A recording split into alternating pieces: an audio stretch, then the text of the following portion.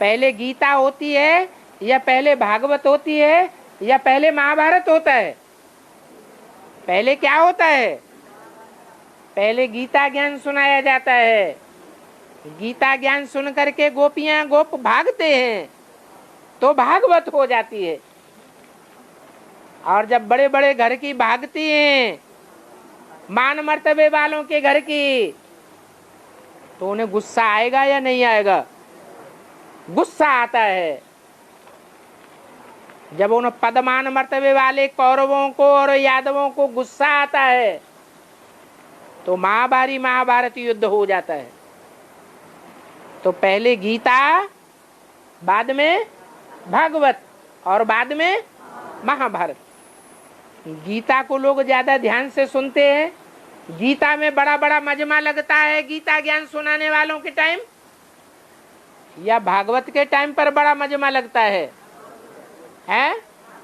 क्यों? क्योंकि गीता ज्ञान सुनने में किसी की रुचि नहीं होती है। दुनिया का वातावरण पश्चिमी सभ्यता से रंग जाता है, इसलिए आध्यात्मिकता की तरफ कोई का ध्यान नहीं जाता। इसलिए गीता ज्ञान सुनने के लिए बहुत थोड़े इकट्ठे होते हैं। वो गीता ज्ञान सुनने के बाद जो गीता ज्ञान में रुचि लेने वाली थोड़ी सी गोपियां निकलते हैं, वो जब भगवान की तरफ भाग पड़ते हैं, भाग जाते हैं, तो फिर ढेर का ढेर उस भागने के टाइम पर मजमा इकट्ठा हो जाता है।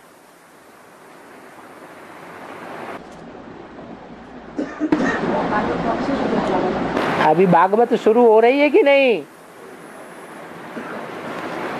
अभी घर घर से भाग रही है, या जो फुल सरेंडर ब्रह्मा कुमारियां हैं वो भाग रही हैं? अभी घर घर से भाग रही है। इसलिए अभी छोटी भागवत है। अखबारों में थोड़ी थोड़ी चर्चा है, टीवी में थोड़ी थोड़ी चर्चा है।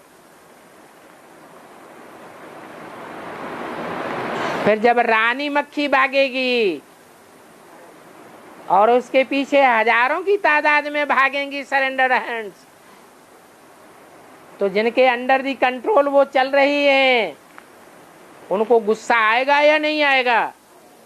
आएगा। गुस्से में आकर के वो सारी धन संपत्ति जो पब्लिक की इकट्ठी की हुई है वो सब बर्बाद कर देंगे।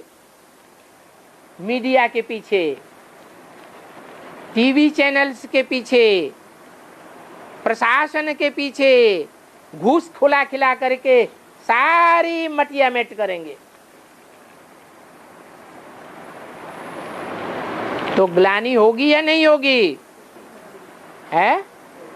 संसार में ग्लानि हो जाएगी, जिसको शास्त्रों में गाया हुआ है कलंकी अवतार।